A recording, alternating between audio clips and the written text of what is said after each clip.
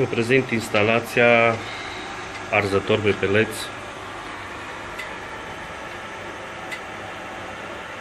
cu un mic bunker, capacitate 5 saci de 15 kg, motor pentru șnec, suflant aer,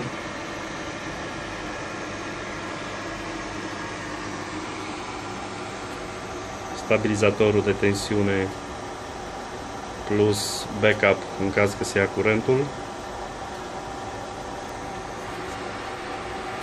automatizarea care este făcută de mine,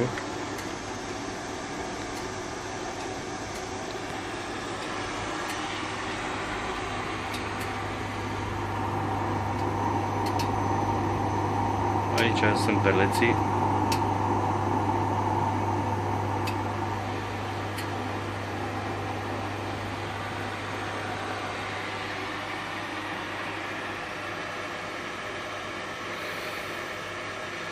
a fost adaptată pe o centrală Viadrus, după cum se vede, U22. Se pot face îmbunătățiri, mai este loc de îmbunătățiri la ea. Poate o să-mi fac timp și pentru așa ceva. Este foarte extensibilă ca programare. Se poate programa pentru mai mult de o casă. Asta înseamnă chiar și două case la capacitatea de 180 de metri pătrați cât are de încălzit aici. Bineînțeles cu consumul aferent. Consumul poate să ducă undeva la un sac la 6 ore. În momentul ăsta se poate și mai mult.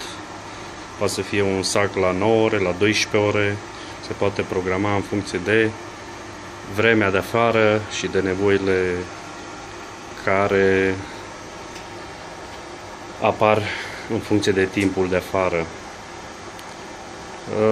Structura este destul de simplă. Atât șnecul cât și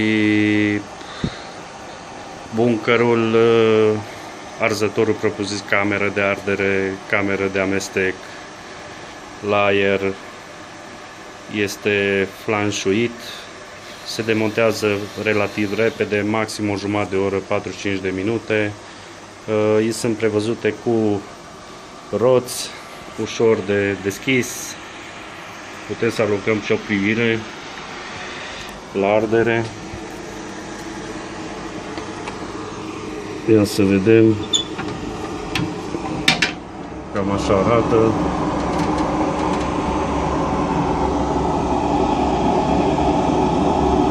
Flacără curată, mare, curată și mare, se poate folosi pentru orice anotimp. Este chiar prima iarnă care am trecut pe peleți, foarte mulțumit. Investiție relativ mică, dar merită. Dacă aveți ceva comentarii, vă rog să le lăsați. Vă mulțumesc!